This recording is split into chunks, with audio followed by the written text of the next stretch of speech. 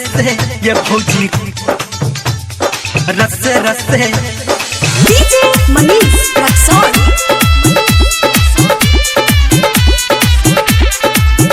माँ Gayatri recording studio रस्ते रस्ते रस्ते ये भौजी रस्ते रस्ते रस्ते काबड़ लके भौजी एना नहीं दौड़ू चलू रस्ते रस्ते ये भौजी रस्ते रस्ते काबड़ लके भौजी एना नहीं दौड़ू चलू रस्ते रस्ते ये भौजी रस्ते रस्ते लागल रास्ता में भीड़ ये बाबा ले जे है जरूरी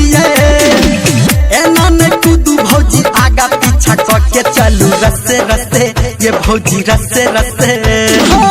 काबर लगे भौजी एना नहीं दौड़ू चलू रस्ते रस्ते ये भौजी रस्ते रस्ते काबर लगे भौजी एना नहीं दौड़ू चलू रस्ते रस्ते ये भौजी रस्ते रस्ते काबर लगे भौजी एना नहीं दौड़ू एना नहीं दौड़ू एना नहीं मनीष दौड़ू रक्सौल अभी आप सुन रहे हैं सावरिया म्यूजिक रस्ते रस्ते ये भौजी रस्ते रस्ते रस्ते रस्ते ये भौजी रस्ते रस्ते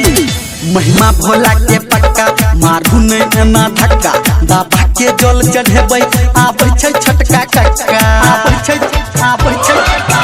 छोटका कक्का महिमा भोला के पक्का मारू नहीं ना धक्का बाबा के जल चढ़ेबै आबै छै छोटका कक्का साड़ी में फंस जत डोरिए काबर के टूटी जत छोरिए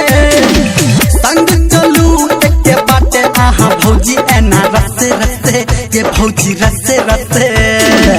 काबर लके भौजी एना नहीं दौड़ू चलू रस्ते रस्ते ये भौजी रस्ते रस्ते काबर लके भौजी एना नहीं दौड़ू एना नहीं मनीष दौड़ू रक्सौल एना नहीं दौड़ू